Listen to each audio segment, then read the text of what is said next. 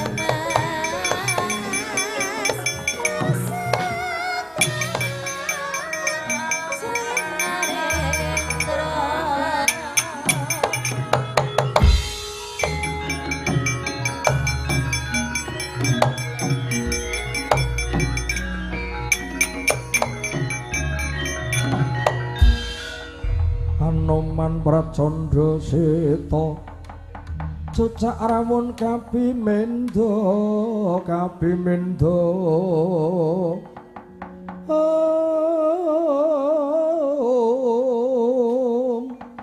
marang Bayu Manggarmaya ya kudu nunging Bayu Kanetra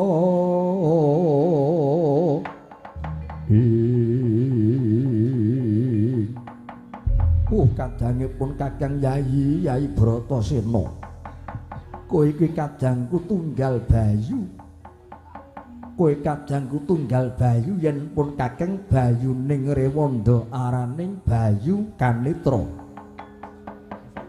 Yen jeneng sira Bayuning Satriya arane Bayu Mangkurat. Tinemune nggone dadi kadang Bayu luwih tuwa pun Kakang tinimbang si Adi. Nanging kuciwa banget kok kowe meguru karo Penemban Durna. Mongko kowe kudu ngerti lan kudune weruh Durna iku sapa. Durna iku pujangganing negara Ngastina. Kulina saben-saben bakal ngreka daya patine kadangku para Pandhawa. Ning nyatane kok kowe lali, kowe ora weruh Dimas Bratasena. Kang mangkono pun Kakang bakal ngemutke. Aku bakal ngelingke Dimas Bratasena. Candheten semene wurungna nggonmu bakal puruhita karo Penemban Durna Dimas Bratasena.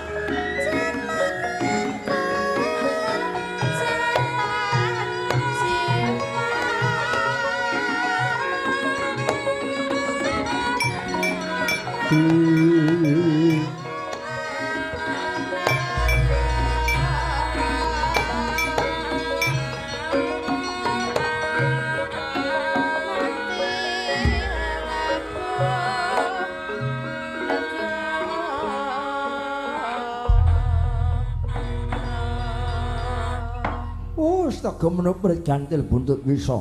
Bratasena ora ngira babar pisan. Mandheg denger-denger bali ana ing pertapan Sokalima. Bratasena Durna bapakku iya. Kepiye ngger kabar kawusanane mentah apa manteng entuk gawe apa ora? Nggonmu munggah nang pucuk ing Gunung Reksamuka, ya Gunung Candramuka. Tak dawuh supaya mupadi wujude kayu gung susu ing angin. Aturna ngger Bratasena. Durna bapakku aku tak matur yen ana luputku njaluk panyapura. Iya. Sawise kelakon aku munggah ana pucuk ing Gunung Candramuka, ya Gunung Reksamuka. Kayu watu tak obrak-abrik. Kayu sing gedhe-gedhe seprangkul-prangkul gedene tak beduli tak robohke. Ning nyatane ora ana wujude kayu gung susu ing angin sing ana buta loro arane Rukmuka lan Rukmakala. Buta loro Arep mbadhog Bratasena. Ning bareng tak candhak sirahe tak dukumba sirnaning buta babare pukulan Bathara Indra lan Bathara Bayu dewaku. Ing kono aku diwenehi ngerti lamun to kayu gung susu angin iku mung jangkriman, iku mung sanepan. Kayu iku kayun gung gedhe susu angin lebu wetu ning napas. Gegayuhan sing dhuwur bisa kasembatan kanthi cara sumeleng rasa meneping panca indriya. Yen ngono aku rumangsa ditabrake, dijlomprongke dening Durna bapakku. Bratasena, Bratasena. Aja kleru penampamu kowe ngger, aja kleru penampamu.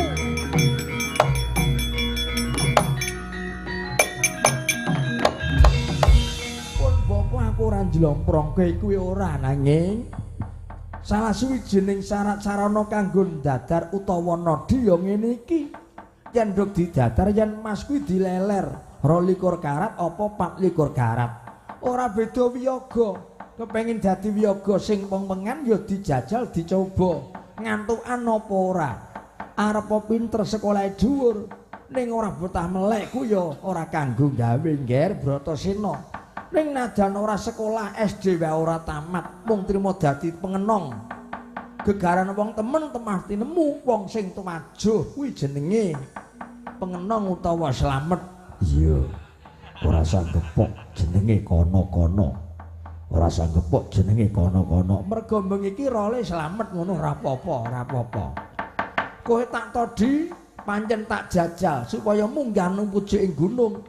Yen upama kok kowe minggrang-minggring ora kenceng tekadmu, kowe mesti bakal murungake gegayuhanmu. Mergo ing kono papan pengalapan.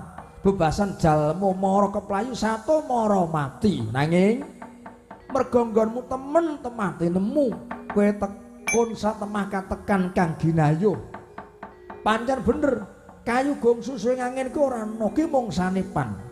Kuwi mung sanepan. Rene aku wis bisa ngobrak-abrik Gunung Candramuka ning nyatane ora ana. Aku wis madhep mantep semeleh rasane Bratasena. Menep panca indriyaku. Dodono aku kepengin mulingani sangkan paraning dumadi manjing suruping pati. Kowe wis samata? Kowe wis sagu Bratasena? Ya aku sagu. Ora eman karo gebyaring kadonyan. Kowe ora eman karo derajat pangkatmu dadi satriyaning praja. Ora bakal dilat itu sing wis tak wetoke mundhak ora kajen. Yen gegayuhane Bratasena kok urung, luwih becik mati tak lakoni. Bagus.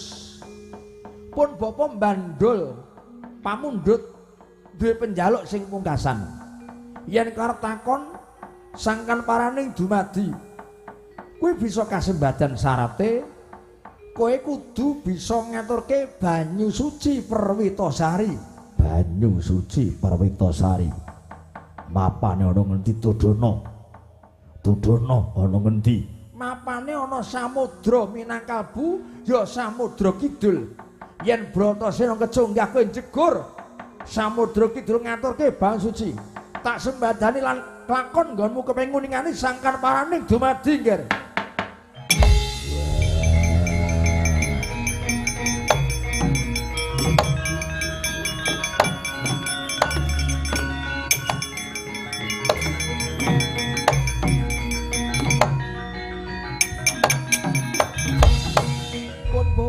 dijunjung. Karepmu piye Ngger Bratasena kok dijunjung? Sawangen tata kebatinan. Jagate Bratasena jejeg apa menceng? Jagate Bratasena jejeg apa menceng kandhakno? Yen pancen menceng jagate Bratasena bakal tak wurungake. Yen jagat kula lempeng jagatku jejeg bener. Nadyan aku kudu nyemplung samudra bakal tak lakoni. Bratasena, jagatmu lempeng, jagatmu jujur Ngger. Lempeng kowe Ngger Bratasena.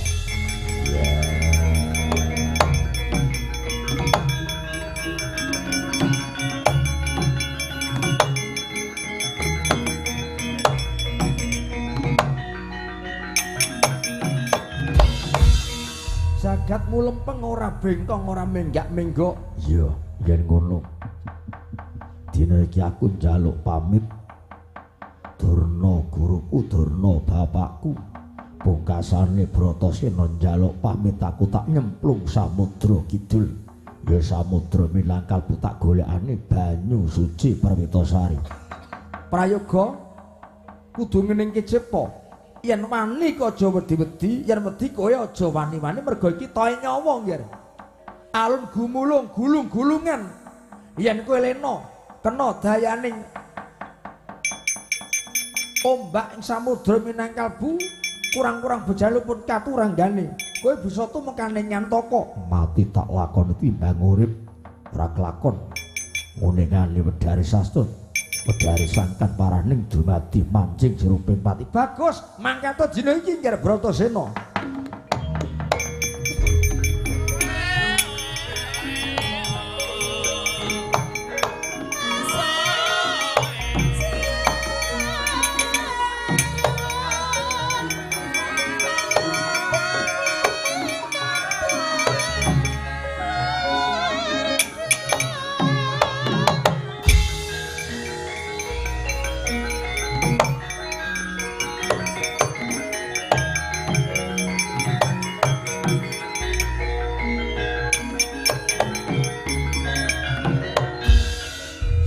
Sing napa melih? Buktine pundi jare arep dijlomprongke munggah pucuk Gunung Reksamuka kok mboten mati. Bratasena niki kok mboten mati. Pancen mboten mati ning mangke suwe-suwe mati dhewe. Niki didhawuhi napa? Bratasena didhawuhi napa? Pungkasane kula dawuh nyemplung samudra kidul. Ngaturke banyu suci Perwitasari di napa enten critane menungsa nyemplung segara niku kok iso urip mesti mati, mesti modar. Pinten kula mangke sakderengipun pethek ing surya, Bratasena nyemplung samudra kidul, samudra Minangkalbu, mesti bali mung kariaran, bali dadi kuwanda Bratasena mati dicuni.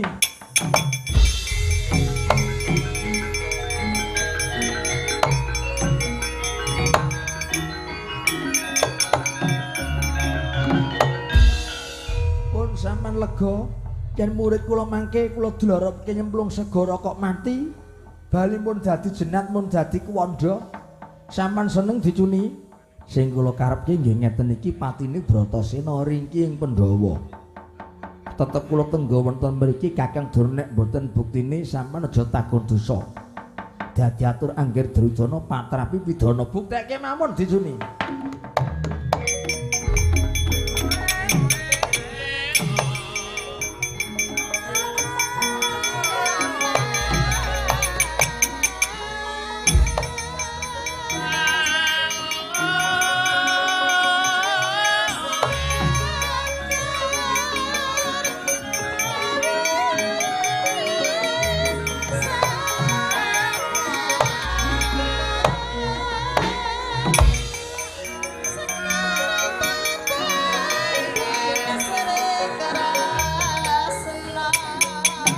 Bratasena.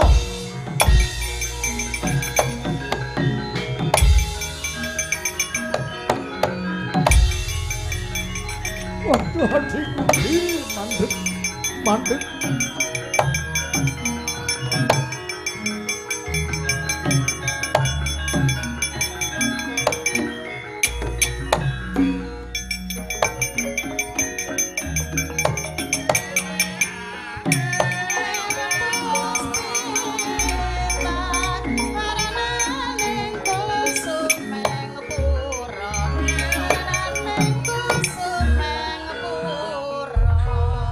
tinututi lamun katututan lamun mangsa prawira digdaya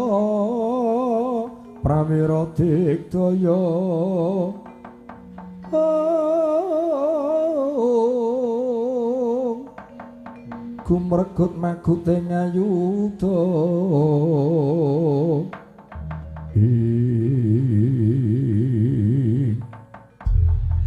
kadangipun Kakang Dimas Bratasena kowe aja kaget pancen pun Kakang upati jeneng sira Yayi Bratasena.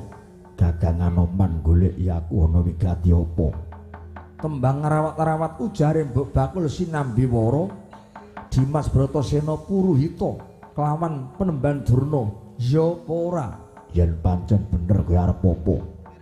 Yen pancen bener Anoman kowe arep apa? Sumurupa Dimas Bratasena Begawan Durna kuwi pancen paranpara kuwi Brahmana kuwi nujum ning kae pendhita perang yen nggonmu takon arep ngluruk perang nganggo cara apa glaring peperangan nganggo cara apa mesti bakal diudanani dening Penemban Durna ning nek kowe takon kawruh jero kawruh batin kawruh makrifat pitakoni dudu karo Penemban Durna ning kurangane apa yangmu Begawan Abyasa kurangane apa pepundenmu ya ibumu dhewe si Dewi Kunthi kurangane apa Begawan Bisma oh Dimas Bratasena lah kok kowe meguru karo Begawan Durna kowe meguru kok karo Penemban Durna kae gurune perang dudu guru kawruh lan ngelmu saiki aku tak takon nganggo dasar apa kok kowe meguru karo Penemban Durna? Mergo dasare aku percaya. Dasare Bratasena aku percaya karo Durna bapakku. Lenggonmu percaya mergo kowe landheng dengkul. Kuthung budimu. Kowe ora bisa ngukur, kowe ora ngerti jero cethek kandel tipise. Kaya ngapa aten-atene Sang Tapa Penemban Durna? Kaene njlomprongke Dimas Bratasena. Kowe arep dijlomprongke supaya kowe tumekaning pati. Sing ngucap kaya ngono senggono kakangku mergo ora cocok. Ning yen dasare kowe cocok ora kurang pangalembono karo Durna bapakku. Ning mergo dasare kowe wis serik, dasare kowe runtik ora cocok najan apik kaya ngopo ora kurang penyacat. Oh, Dimas Bratasena. Wiwit biyen nganti saiki pun Kakang ketemu lawan si Adi. Nyatane kok kowe hambek gunung kang sinandang. Najan kaya bathik sewu sing ngandhu mangsan parandene ora digagas dening Yayi Bratasena. Bali. Ora kena dibacutke karo menyang endi? Nyemplung samudra kidul goleki banyu suci Perwitasari. Aduh Dimas aja. Ora ana banyu suci Perwitasari. Apa meneh lek goleki kok ning samudra kidul, kuwi papan pengalapan. Kowe nyemplung segara, mesti bali mung karyaran. Mula kang saka iku pun Kakang Iman, merga kowe kadangku tunggal bayu. Dimas Bratasena kowe bali. Bali yo ngadeg mersane yang usang Begawan Abyasa. Wah, cakep elek.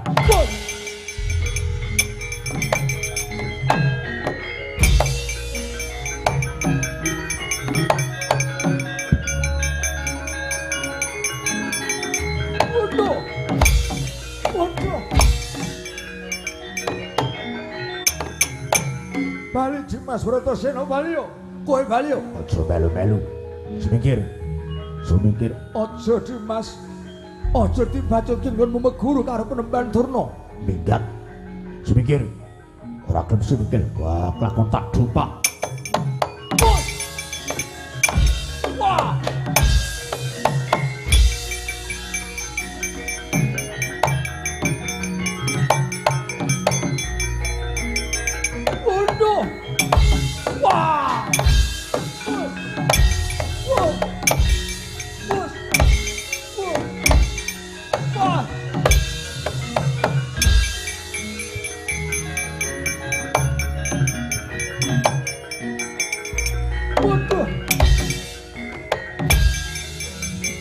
Bratasena.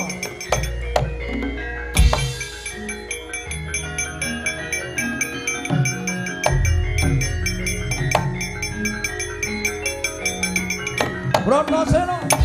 Bali. Bali. Bali. Wus.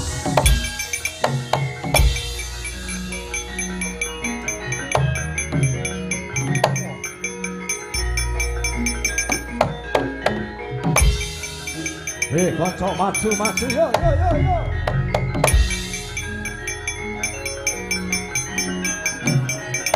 Wus. Wah. Yeah.